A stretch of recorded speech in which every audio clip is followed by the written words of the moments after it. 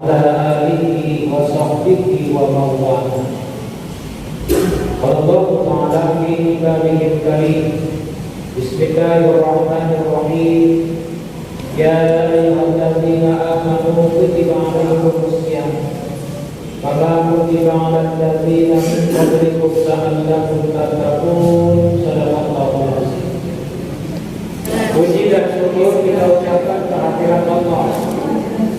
Alhamdulillah, Allah masih curahkan rahmat taufik. Mengapa nikmat sehat ini merupakan nikmat yang sangat berharga dalam kehidupan kita.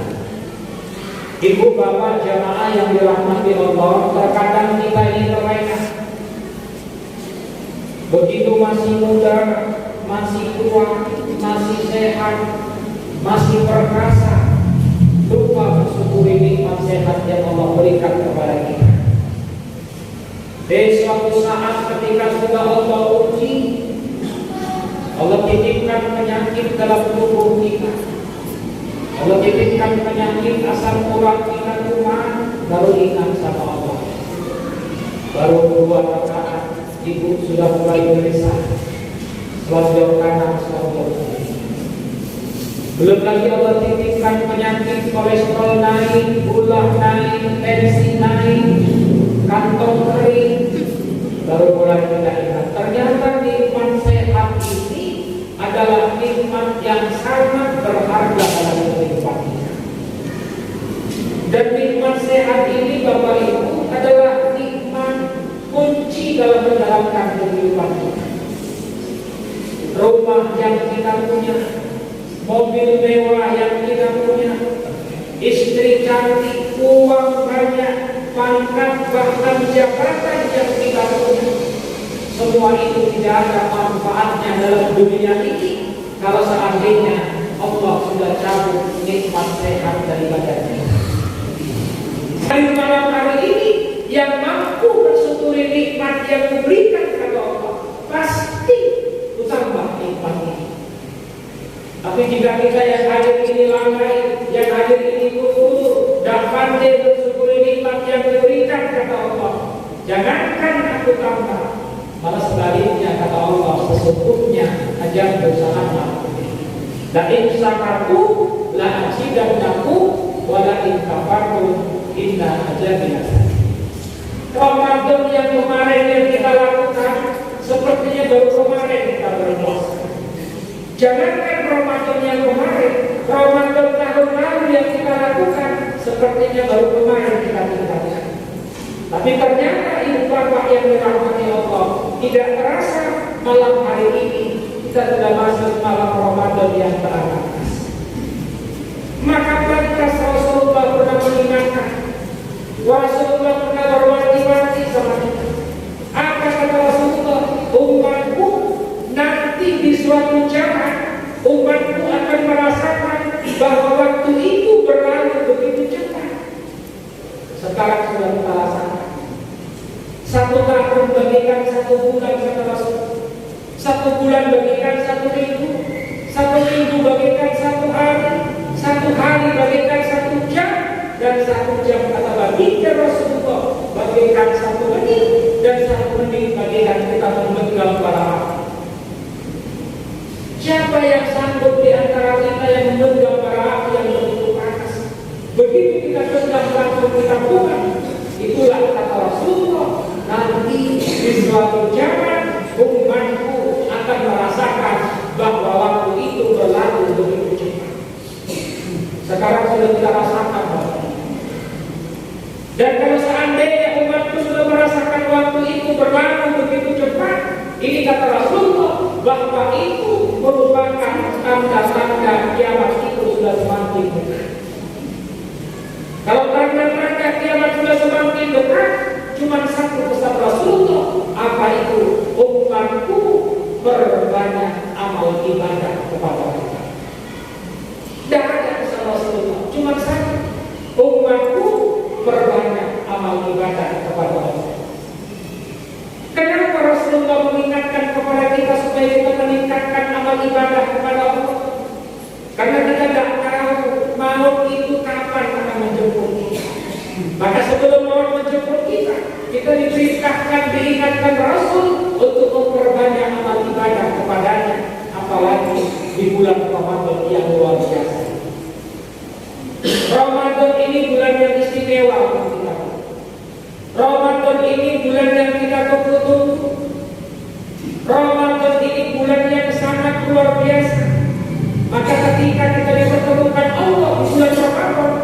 termasuk hamba-hamba Allah yang beruntung. Kenapa? Karena banyak hamba Allah yang ingin jumpa Ramadan, tapi sebagian saudara-saudara kita sudah ada yang duluan dijemput oleh Allah. Ada saudara kita yang tahun lalu masih bersama kita sholat tarawih. Ada juga yang tahun ini. Ketika kita beribadah di bulan Ramadan ini, ketika kita ingat tobat akan maksiat yang kita lakukan, maka kita minta ampun sama Allah di bulan Ramadan. Allah akan ampunkan dosa yang pernah kita lakukan. Makanya ibu bapak, Ramadan ini jangan kita sia-siakan. Ini sudah masuk Ramadan yang ke-16, tinggal 14 malam lagi Ramadan bersama kita. Ayo kita tingkatkan amal ibadah kita di bulan Ramadan. Khususnya ketika malam harinya, jangan pernah tinggalkan sholat tarawih. Walaupun sholat tarawih ini ibadah sunnah, tetapi ketika di bulan Ramadan, Allah akan balas pahalanya sama dengan pahala wajib. Pahala wajib yang kita lakukan di bulan Ramadan, Allah lipat gandakan pahalanya. Maka terkadang orang sepele dengan sholat tarawih. Kebanyakan di mana-mana masjid begitu 10 Ramadan yang pertama ramainya luar biasa. BKM sempat musik, nggak muat karena buat di luar. Masuk Ramadan ke 10 yang kedua sudah mulai maju perkembangan. Maju sampai ke depan satu persatu. Masuk Ramadan 10 yang terakhir, nanti tidak orang-orang yang bisa mempertahankan iman. Orang yang bertahan di ujung Ramadan, itulah yang disebut dalam kitab, nanti di akhir Ramadan umatku kata Rasulullah bagaikan anak yang baru dilahirkan bersih tanpa dosa, karena dosanya telah dihapuskan Allah, karena sebulan penuh dia tetap melakukan amal ibadah kepada Allah. Ibu, ayo kita pertahankan sholat tarawih. Ini kan kadang-kadang ibu-ibu kalau di ujung Ramadan sudah mulai banyak tingkah sholat tarawih kita tinggalkan. Kenapa? Karena dalam kitab Durrahul Nasihin dijelaskan setiap malam kita melakukan sholat tarawih ada faedah yang kita dapatkan. Ketika itu langkahkan kakimu malam tarawih yang pertama, Allah ampunkan dosa kita. Malam yang kedua, Allah ampunkan dosa kita, dan Allah ampunkan dosa kedua orang tua kita, sampai terus nanti di malam terakhir Ramadan ada faedah manfaat yang kita dapatkan setiap malam. Nah, ibu bapak jamaah yang dirahmati Allah, maka amalan apa yang harus kita lakukan? Islam ini luar biasa. Islam ini indah, mudah mencari ibadah di Islam. Ada pesan Rasulullah dalam hadis. Apa kata Rasulullah? An-nazru khamsun minal ibadah. Ternyata ada amalan yang sangat mudah, tetapi terkadang kita lalai untuk mengerjakan.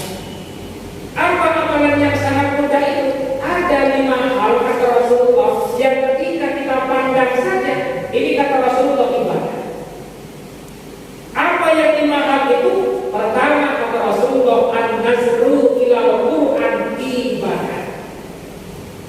Bayangkan itu bapak, jangankan kita baca Al-Quran itu, kita pandang saja hurufnya satu persatu, kata Rasulullah ibadah. Apalagi kita baca Al-Quran itu, hadis Rasul mengatakan al-jannatu musbaqatun ila arba'atin. Ada 4 ciri golongan manusia kata Rasulullah yang nanti akan diributkan dari surga. Ibu kira-kira inginkah masuk dalam surga? Kira-kira ibu nanti mau langsung masuk ke surga atau mau kira-kira transit dulu ke neraka? Tahu? Gak mau transit dulu naik pesawat dari sana. Kalau kita mau langsung masuk ke dalam surga, ada amalan yang luar biasa. Apa amalan itu? Salah satunya yang pertama kata Rasulullah, tahdidul Quran. Orang yang semasa hidupnya tidak pernah dia berhenti membaca Al-Quran. Orang yang semasa hidupnya rutin, orang yang semasa hidupnya dia biasakan untuk tahdidul Quran. Inilah nanti yang akan dihidupkan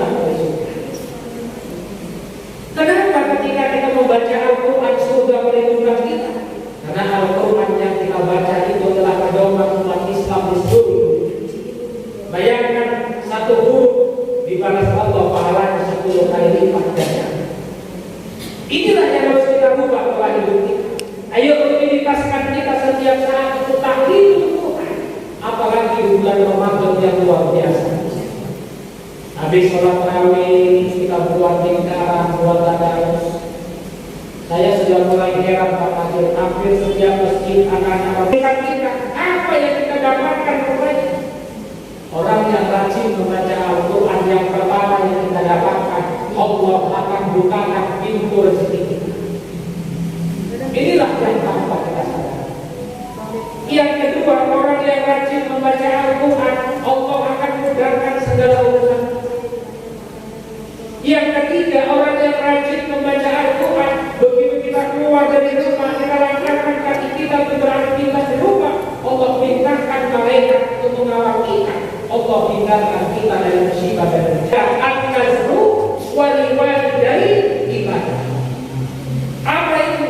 Ketika masih ada orang tua kita atau Rasulullah, kita pandang saja wajahnya, ini juga merupakan ibadah.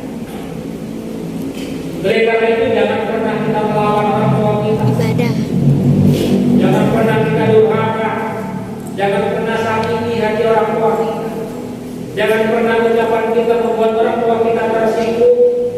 Orang tua kita, bapak ibu, orang yang sangat berjasa dalam hidup ini. Tidak ada imbangnya yang lain. Sekalipun presiden kita imbangkan dengan orang tua kita, tidak ada apa-apanya presiden. Orang tua kita lah orang yang sangat berjasa dalam kehidupan kita di sini. Makanya sayangi kalau masih ada orang tua kita.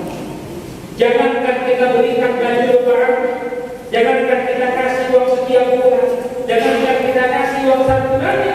Kata Rasulullah, an-nadru wal-walidai, kita pandang saja wajah kedua orang tua kita. Ini kata Rasulullah ibadah. Maka pantas Rasul mengingatkan orang yang semasa hidupnya senantiasa durhaka sama orang tua sampai kapanpun dia. Apa amalan yang ketika kita pandang juga merupakan ibadah? An-nazru ilal wasfil alim. Apa itu? Memandang wajah orang alim, ini juga ibadah. Jadi Bapak Ibu luar biasa. Kalau ada di kampung kita yang orang alim, imam sholat, bicaranya tak pernah menyakitkan hati orang lain, ibadahnya tak pernah tinggal, orangnya warok, ini termasuk orang alim. Kita pandang saja wajahnya, kata Rasulullah, ini juga ibadah. Jadi kalau menurut ibu saya termasuk orang alim, sebelum saya pulang coba pandang wajah ibadah.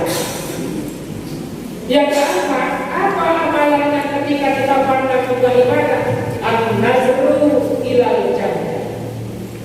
Apa itu? Memandang air jam-jam, ini juga ibadah. Air jam-jam ini luar biasa. Allah berikan mukjizatnya luar biasa.